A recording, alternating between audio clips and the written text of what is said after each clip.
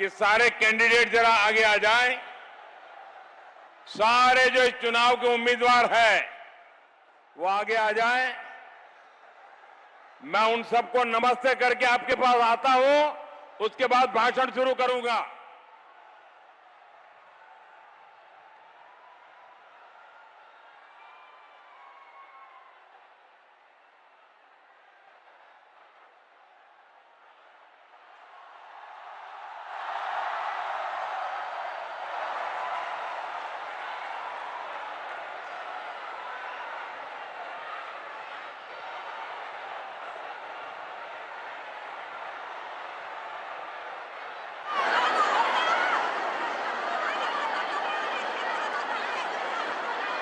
जय जगन्नाथ, जय राधा माधव, जय मां दुर्गा। मेदिनीपुरवासी केमन आছেন? মেদিনীপুরের সমস্ত শক্তি স্বরূপা মা বোনেদের আমার প্রণাম। साथियों, आज क्रांतिकारियों की इस तपोभूमि में आप सभी जनता जनार्दन के दर्शन का सौभाग्य मिला है। एक बार अपना मोबाइल फोन निकालिए और उसकी फ्लैश लाइट चालू कीजिए। सबके सब मोबाइल बाहर हो जाए। सब अपने मोबाइल की फ्लैश लाइट चालू कीजिए। वाह, देखिए दूर दूर तक ये विजय पक्का दिख रहा है।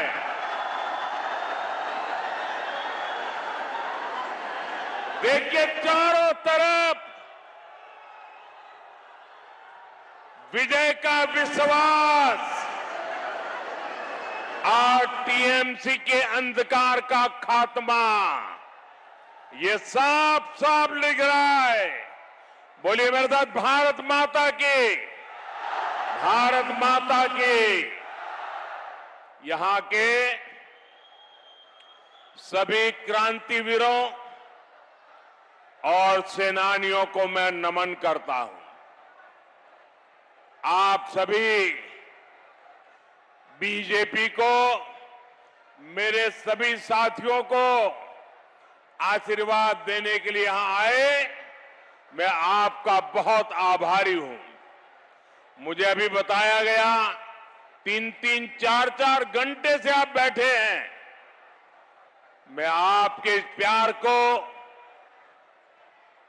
आपके आशीर्वाद को कभी भूल नहीं सकता हूं।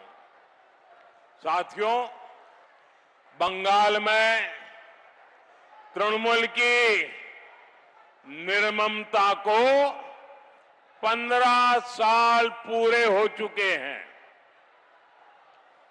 15 साल कोई छोटा समय नहीं होता है। 15 साल में हमारा भारत 3G से 5G तक पहुंच गया। कई राज्यों में नए नए शहर बस गए। देश के 2 दर्जन से अधिक शहरों तक मेट्रो पहुंच गई। भारत ने चंद्रमा के साउथ पोल पर तिरंगा गाड़ दिया। 15 साल में भारत दुनिया का तीसरा बड़ा स्टार्टअप इकोसिस्टम बना। लेकिन साथियों, 15 साल में टीएमसी की निर्मम सरकार में क्या बदला? 15 साल पहले बंगाल में जो बच्चा पहली क्लास में पढ़ता था, वो आज देश के दूसरे राज्यों में रोजगार के लिए पलायन की तैयारी कर रहा है। टीएमसी की निर्मम सरकार में युवाओं की भर्ती में लूट, स्कूल में टीचरों की भर्ती में लूट, बच्चों के मिड डे मील में लूट, मनरेगा के काम में लूट, गरीबों के घर के पैसों में लूट, गांव की सड़क में लूट, साइक्लोन की राहत में मिले पैसों में लूट, सिर्फ और सिर्फ लूट ही लूट। 15 साल में उन्होंने लूट करने में पीएचडी कर ली है। साथियों, यही मेदिनीपुर में ही बालू की तस्करी करने वाले करोड़ों के मालिक बन गए। वहीं अपने मेहनत से आलू उगाने वाला किसान आत्महत्या के लिए मजबूर कर दिया गया है। बालू चोर रुपयों के ढेर पर बैठे हैं और आलू किसान जिंदगी जीने के लिए जूझ रहा है। ये बालू का खेल और आलू की बर्बादी, ये टीएमसी का पाप है। 15 साल के टीएमसी के महाजंगल राज में दंगों और राजनीतिक हत्याओं की संख्या बढ़ गई, घुसपैठियों की हिम्मत बढ़ गई, बहनों बेटियों के साथ अत्याचार की हद पार हो गई। यानी टीएमसी से न मां बची, न माटी, और मानुष तो त्राही त्राही कर रहा है। इसलिए मैं देख रहा हूं, इस बार का चुनाव भाजपा के लोग नहीं, भाजपा के उम्मीदवार नहीं, भाजपा के कार्यकर्ता नहीं, ये चुनाव तो बंगाल की मेरी जनता चुनाव लड़ रही है। बंगाल के भाई बहन चुनाव लड़ रहे हैं, बंगाल के नौजवान चुनाव लड़ रहे हैं, बंगाल के किसान चुनाव लड़ रहे हैं, बंगाल के मजदूर चुनाव लड़ रहे हैं। मैं बंगाल में जहां भी जा रहा हूं, यही भाव देख रहा हूं। जनता की ताकत से, आपके गुस्से से टीएमसी का हर नेता, टीएमसी का हर मंत्री, टीएमसी का हर गुंडा,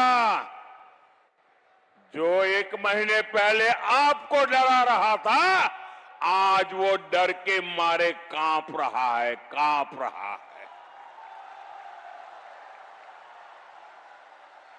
इसलिए इनका कोई भी झूठ, कोई भी हथकंडा इस बार काम नहीं आ रहा है। इनके पुराने सभी हथकंडे फेल हो रहे हैं। इस बार इनका रोना धोना भी नहीं चल रहा है, धमकियां भी नहीं काम कर पा रही है। हर कोई कह रहा है, इस बार हर अत्याचार का हिसाब होगा।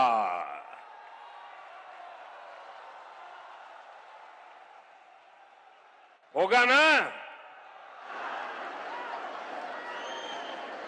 बंगाल में एक ही उद्घोष गूंज रहा है, एक ही स्वर सुनाई दे रहा है, गली गली में एक ही नारा है, घर घर में एक ही संकल्प है, पाल्टानो दोरकार, पाल्टानो दोरकार, पाल्टानो दोरकार, पाल्टानो दोरकार। साथियों, आज मेदिनीपुर की धरती से मैं आपको भरोसा दिलाने आया हूं। भरोसा ये कि बीजेपी सरकार सबका साथ, सबका विकास करेगी, लेकिन अत्याचारियों और लुटेरों का पूरा हिसाब करेगी। चुन चुन करके हिसाब किया जाएगा। मैं बंगाल के युवाओं को भी भरोसा दूंगा, बीजेपी सरकार भत्ता भी देगी और रोजगार मेले लगाकर नियुक्ति पत्र भी देगी। लेकिन जिन्होंने हजारों युवाओं के साथ अन्याय किया है, उनको बीजेपी छोड़ेगी भी नहीं। चुन चुन करके हिसाब लिया जाएगा। साथियों, मैं आज बंगाल के सभी मेरे कर्मचारी भाई बहनों को भी भरोसा देना चाहता हूं।